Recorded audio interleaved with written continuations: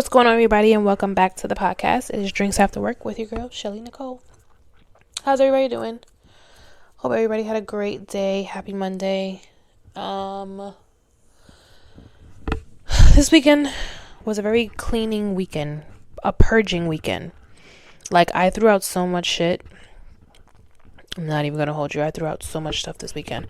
Like, a lot of clothes that like, as you get older, like, just certain things no longer resonate with you. Like, your style changes, your hair changes, wink, wink, wink, wink. Your hair changes, your style changes. Things that you once, liked back then, you no longer like. And it's just, a bunch of purging. So I got rid of so many clothes.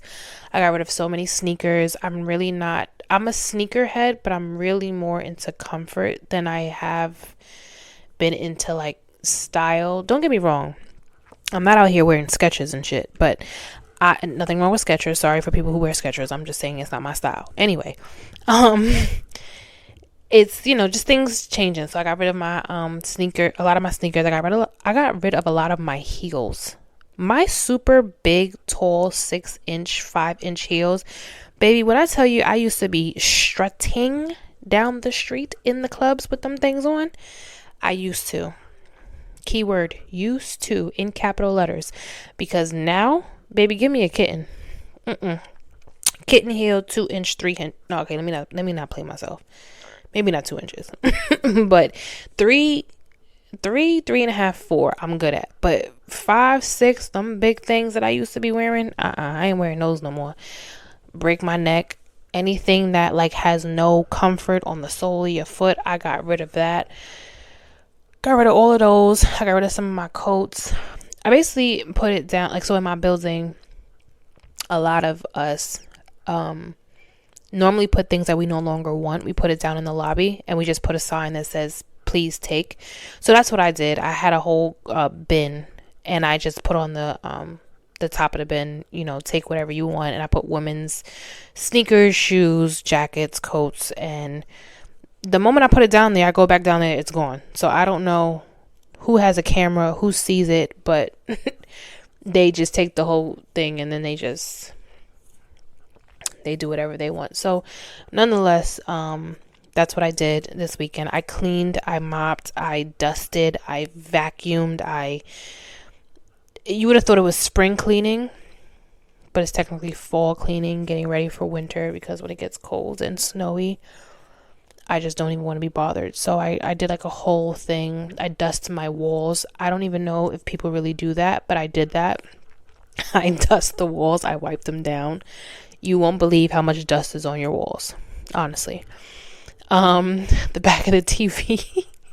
It's just crazy to me, because you think like, you do like little Saturday cleanings and you think you're actually doing something and you're making headway. Baby, you ain't making not a single headway. You still got dust behind the TV.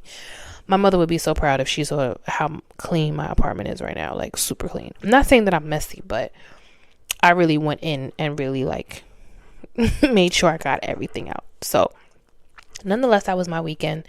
Watched football, and yeah, that was it. A lot of writing. Went to church, well, virtual church, obviously. I don't think I ever told you guys, but my church is actually the Lighthouse Church. So I actually watch 2 churches. I watch 2 sermons. I watch the Potter's House on YouTube, and I watch the Lighthouse Church. Mostly Lighthouse Church with Pastor Keon Henderson. But Potter's House has Pastor Sarah Jake Roberts, and sometimes Bishop T.D. Jakes. He will speak as well during the sermon, but I did watch the Lighthouse Church. Every message is always good. I also watch Jerry Flowers too, but I don't watch his church sermons. I usually just watch highlights and Therapy Thursday that he has. So if you haven't done that, I think you should. I honestly feel like it definitely helps, especially if you're on your spiritual journey. Look at his YouTube channel, Jerry Flowers. Did I say Jeremy Flowers? I feel like I said Jeremy Flowers. It's Jerry Flowers. Sorry.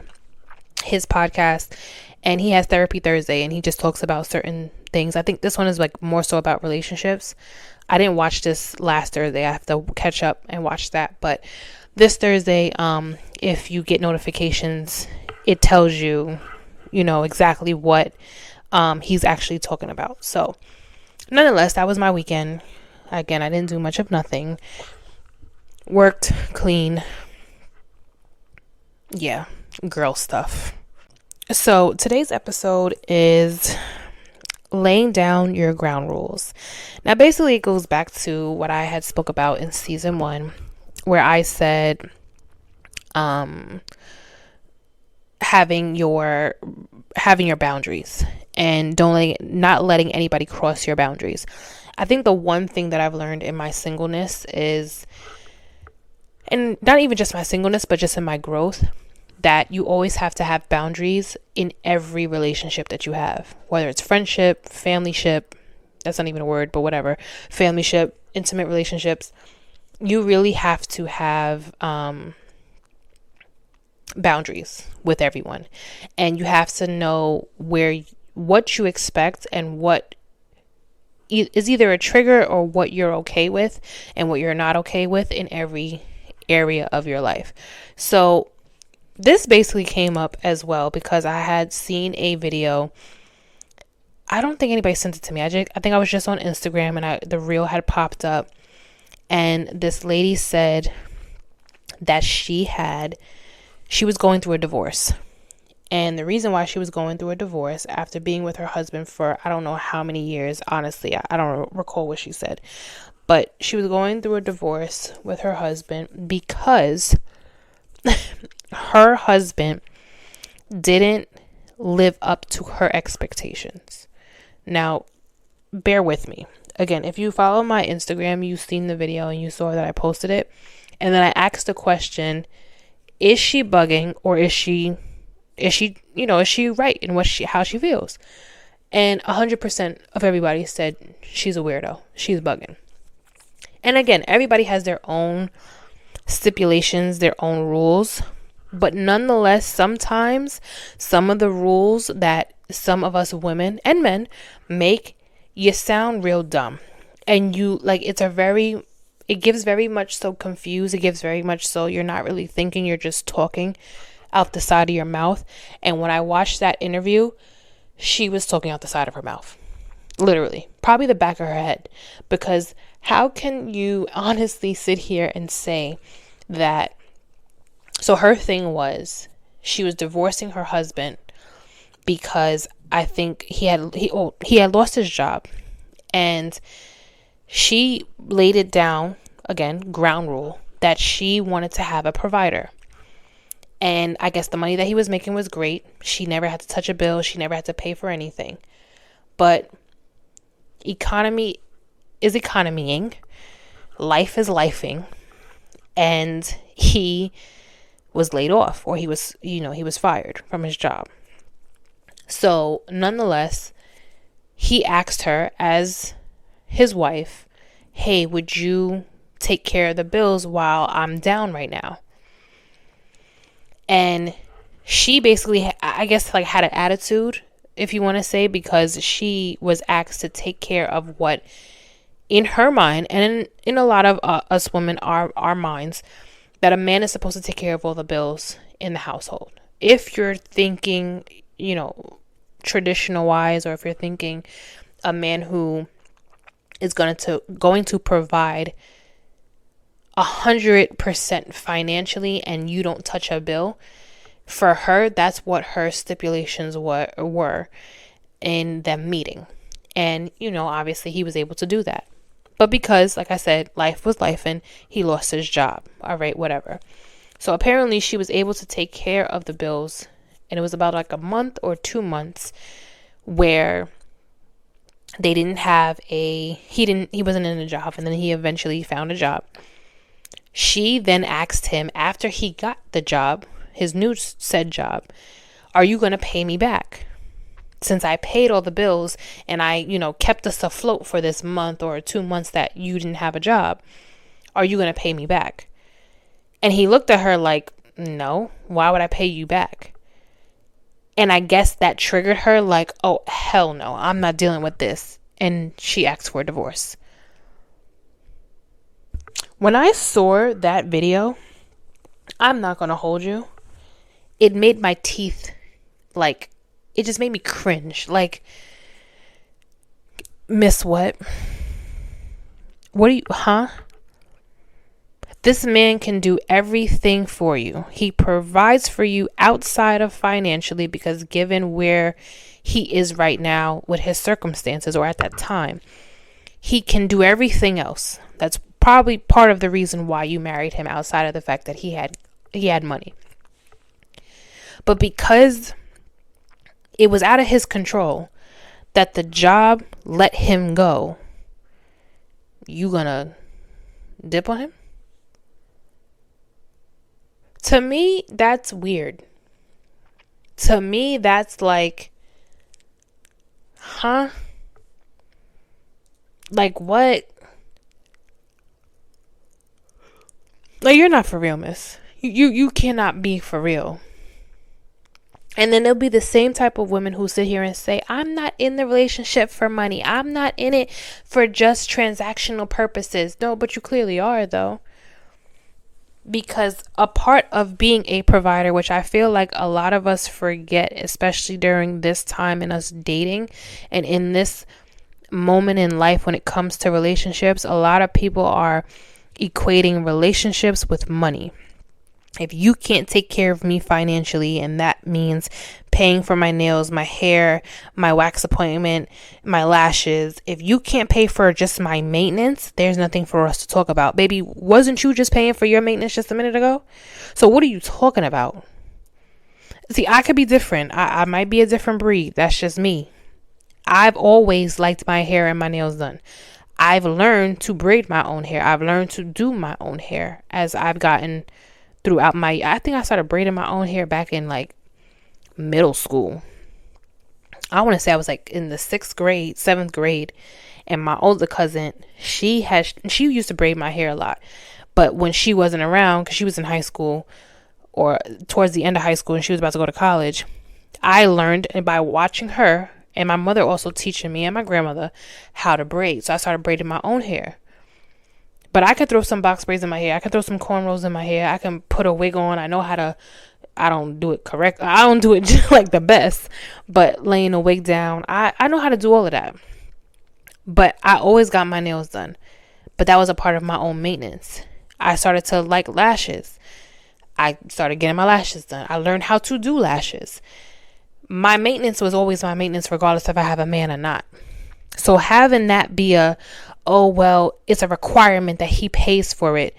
It's going to happen regardless or not. If he really fucks with you and he really likes you, he's going to pay for it.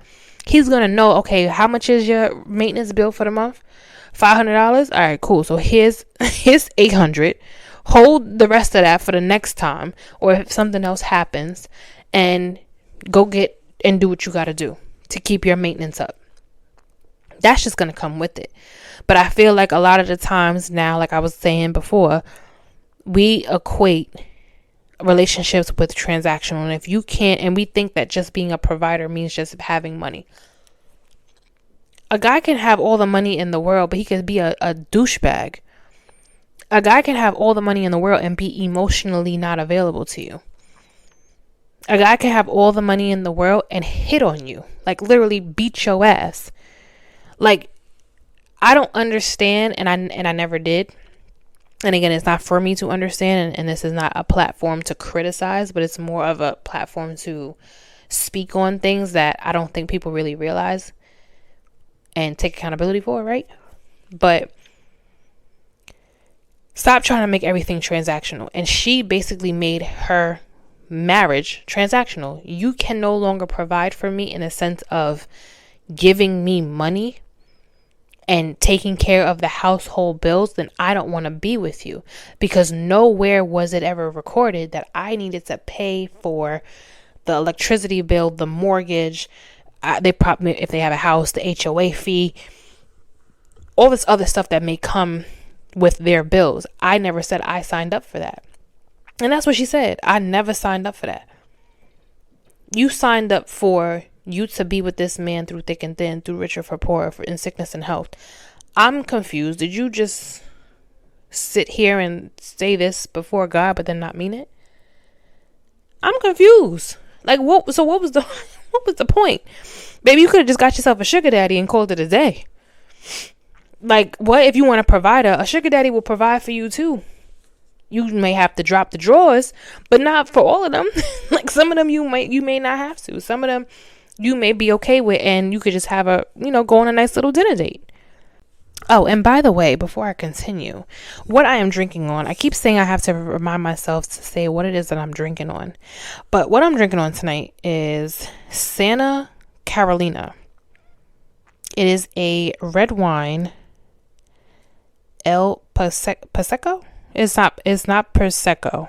Don't come for me. But it's a red wine. It's a red wine. 2002 made. A Charmier. I think it's called a Charmier. Not a Cabernet. It's not a Merlot. It's called a Charmier. It's really good. Hold on. I'm reading the back of it. Not saying anything. It's really good. Nonetheless, it's imported from London. Okay. Nice. So I guess you can get this at any of your liquor stores. It's really good. It's really smooth. Doesn't give you a headache. I've had this before, so that's a good thing. I'm really big on like wine and stuff that does not give you a headache, because baby, I can't. I should be able to have a glass or two or three, depending the day, and not wake up with a hangover. Like, seriously. But this is actually good. So it's called Santa Carolina, and I will be posting it on Instagram, and you guys can get that at your local store. So like I was saying, laying down your ground rules, and basically want to keep this nice, short and sweet and to the point. And again, you guys have the opportunity to, voice your opinion on the live. I know I have been slacking with my lives. Last week, I was just so tired, and I kept saying like, yeah, I'm gonna get on. And yeah, sleep won. So I would just not log on when I was supposed to. But nonetheless, I will be on Wednesday and Friday. Not Friday. I won't be on Friday. So I am going to make it a point to be on Wednesday, so I can hear your opinion and what you guys think. And if you guys have ever been in a situation where it has actually caused you to rethink your relationship, like, girl or guy, like, what you talking about? Like, you can only be with me if I can provide for you financially. So the question is, and again, you guys can comment and also have your questions ready, but also comment on the Instagram. You can do that as well. Underneath the comments, what are some of your ground rules in a relationship, your non-negotiables? And I think for myself, when I was answering this question, I had to really think about it, because if I'm being completely transparent, which I always say that you have to be when you're on this podcast, that I didn't really have non-negotiables when I was dating. Like, when I was in my younger year, I mean, I'm not that old, but in my early 20s, I really didn't have any non-negotiables. I was so chilled on being the laid back type of girl that I never really paid attention to the fact that you do need to lay down some rules. Like, you do need to have some things that you're not okay with, because you can't just be laid back and be okay with everything. Because if that's the case, everybody's going to do what they want to do, and then you're just going to have to deal with it. And then before you know it, you're going to be stressed out because that's not something that you actually like.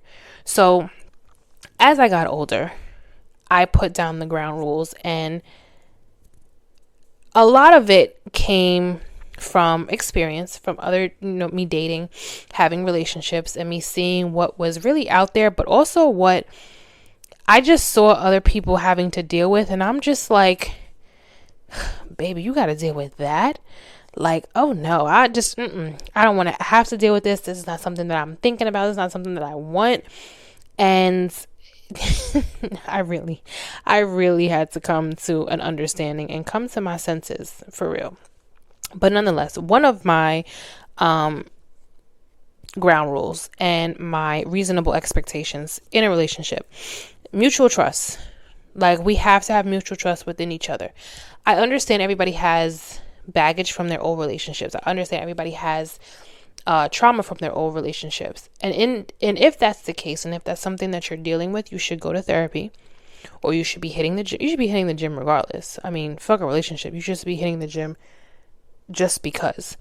I feel like having mutual trust is very big. If you cannot trust the person who you're with, then there's no reason for you guys to just continue to to date each other. Again, going back to the whole everybody has issues from their past. I don't believe that you should bring in your past issues with your new relationship. I understand it's going to be in the back of your head. I get that. I operate in that same sense. But you cannot hold on to the fact that you think that that's the only thing. Like, oh, this is going to happen. It happened in my last one, so it's going to happen in this one. If that's how you're going to enter into a new relationship, stop dating. Figure your shit out. Let go. Heal yourself. And then bring yourself back to the possibility of dating someone again. Once you've decided, like, okay, you know what? I can let that go and I can move on from it. If you're still struggling with it, it's understandable. But that means you haven't given yourself enough time to be by yourself, that you automatically bring that into the new relationship like a month or 2 months in. It doesn't even have to take that long. Like, it happens from the beginning. And if you can't see yourself not speaking about it from the jump, you don't need to be dating. Stay to yourself. The second thing is equal commitment to creating a passionate relationship. I hate one-sided relationships. I mean, I think everybody does, but I hate one-sided relationships. Like, if I feel like I'm doing more to make anything happen, whether that be us going on a date, us communicating, trying something different, reaching out, keeping our relationship going. Again, it doesn't have to be an intimate relationship. It can be friends. It could be family. If I feel and find myself doing more work and constantly asking, hey, when, how, and when are you available? When are you available? Can we do this? How about this? How about that? And I'm getting nothing back from you, I'm going to start to pull back. And before I never did. Before I kept like trying to push it. Like, okay, so let's try this. Okay, let's try that. And the response I always got was, okay, cool, whatever you want to do. Okay, cool, whatever you want to do. And a lot of the times when that is the response and there is no kickback, or there is no, and it doesn't have to be a negative kickback either, but there is no, no opinion about what should happen in that relationship, then you're in a one-sided relationship. It's not going to work. The passion is not there with them. They don't care. They're not there. They've checked out. And they can sit here and say that they haven't, but they have. To me, they've checked out. The third thing, and actually I feel like this should be my first thing, but the third thing is the shared affection and appreciation. Baby, let me tell you something real quick. If you're not all over me, if you're not like obsessed, not sickly obsessed, but like if you're not obsessed with saying like, yeah, that's my girl, that's my baby, that's her, that's my wife, don't talk to me. Because I can my man all the time, but if I don't hear you saying my woman, what are we doing? We gotta have mutual. There has to be a mutual. See how I said mutual trust? There has to be a mutual affection, mutual appreciation.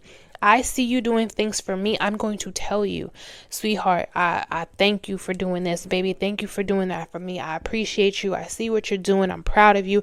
And ladies, please, for the life of us, can we stop acting like these men should not get the flowers that they are deserved when I'm saying this in caps, in bold, italic too,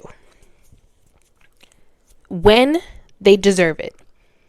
If you see them putting in the work, if you see what they're doing, if you see that they're giving you everything that you're asking for, if they're being affectionate, they're emotionally intelligent, they're able to communicate, they're buying you whatever it is that you're asking for. They give you flowers randomly. They're taking you out on dates.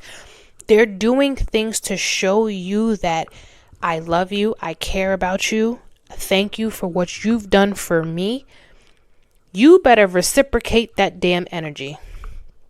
Because just don't think for a hot second of a hot cone. That sounds real Southern, right? Don't think for a second that you are the only woman that he can do this for, because you're not.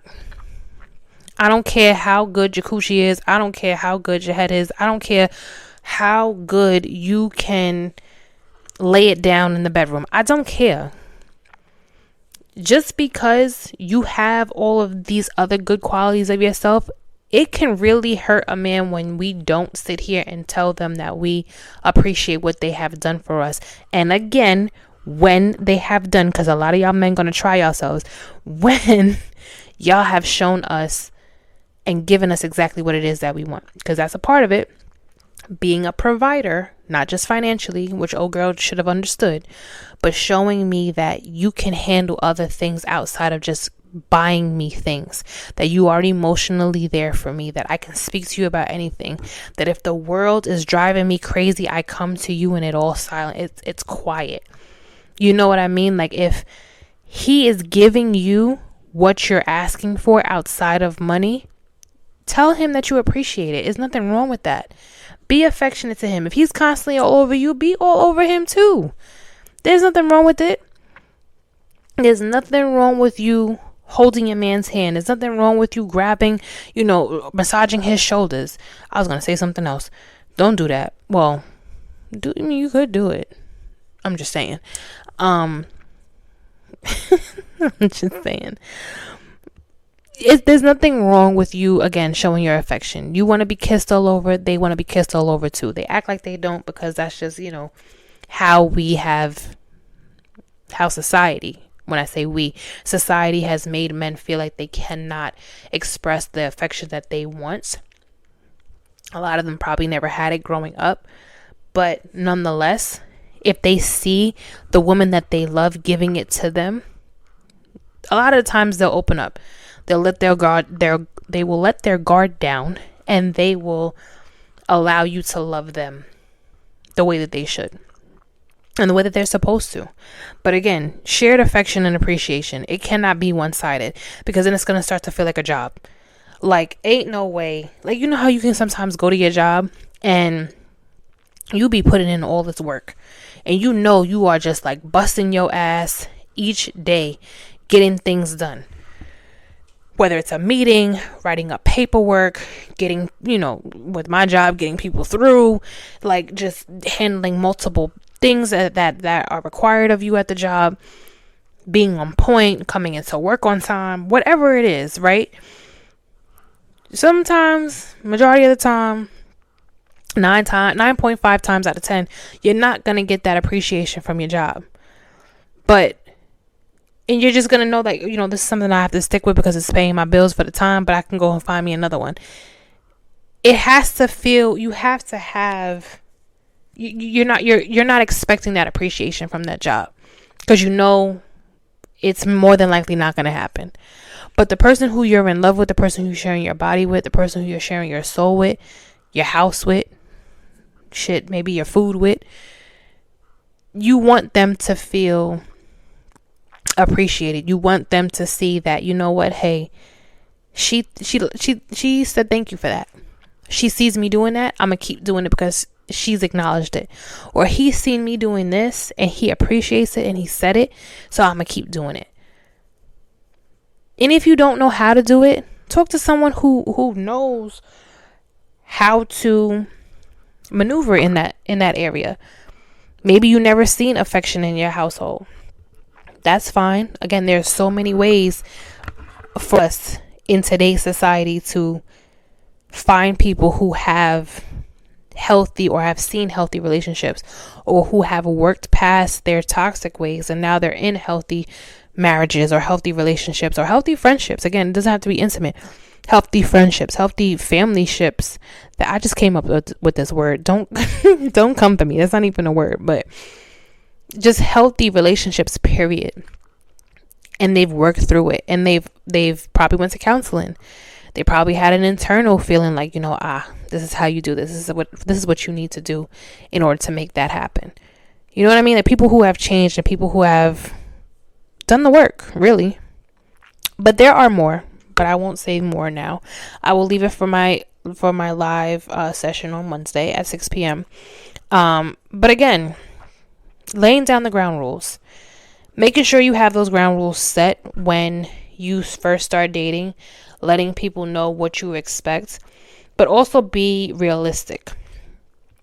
Understand that life is going to happen. Understand there are things that are out of your control. There are things that are out of his or her control, depending on who you're dating and depending on your preference. But if there are things that you are willing to say, you know what, hey, it's okay, I can work with this, then that's fine.